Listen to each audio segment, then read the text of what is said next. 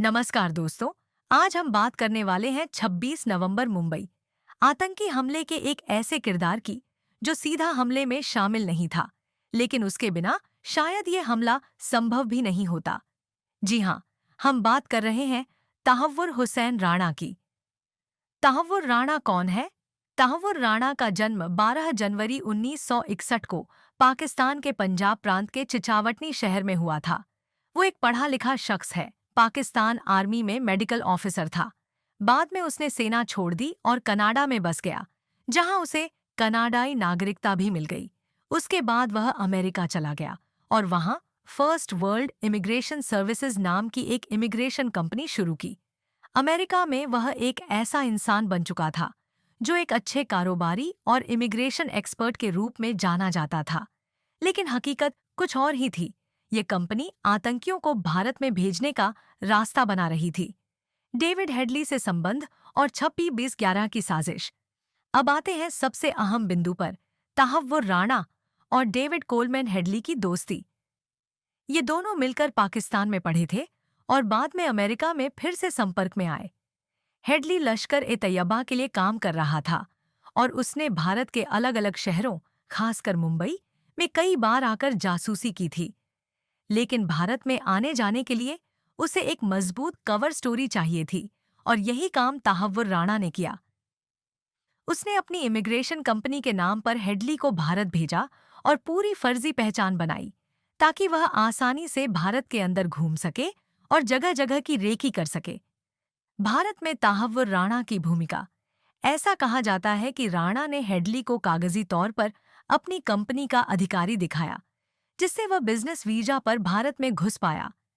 Headley ने मुंबई की Taj hotel, Leopold cafe, Nariman house जैसी जगहों की रेकी की और यही डेटा बाद में 26 नवंबर हमले के लिए आतंकियों को दिया गया।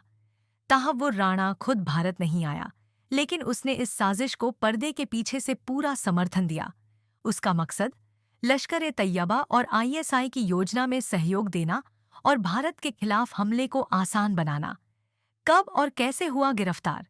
2009 में जब डेविड हेडली को अमेरिका में गिरफ्तार किया गया, तब उसने पूछताछ में राणा का नाम लिया। एफबीआई ने तुरंत राणा को शिकागो से गिरफ्तार किया। 2011 में अमेरिकी अदालत ने उसे डेनमार्क के एक अखबार पर आतंकी हमले की साजिश में दोषी पाया, लेकिन 26/11 मामले में उसे बरी कर दिया गया क्योंकि अमेरिका में सबूतों की मात्रा पर्याप्त नहीं मानी गई। भारत कब लाएगा राणा को? भारत ने 2020 में राणा के प्रत्यर्पण की औपचारिक मांग की। अमेरिका ने लंबी कानूनी प्रक्रिया के बाद 2023 से 24 में भारत को उसकी प्रत्यर्पण की मंजूरी दे दी। भारत में कौन सी एजेंसी कर रही है पूछताछ? जैसे ही राणा भारत आएगा, एनआईए यानी नेशनल इन्वेस्टिगेशन एजेंसी उसे हिरासत में लेगी।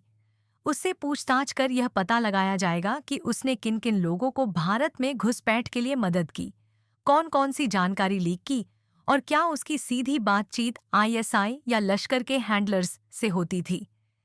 तहव्वुर राणा को लेकर विशेष विमान गुरुवार शाम करीब 6:45 पर इंदिरा गांधी अंतर्राष्ट्रीय हवाई अड्डे आईजीआई पर उतरा।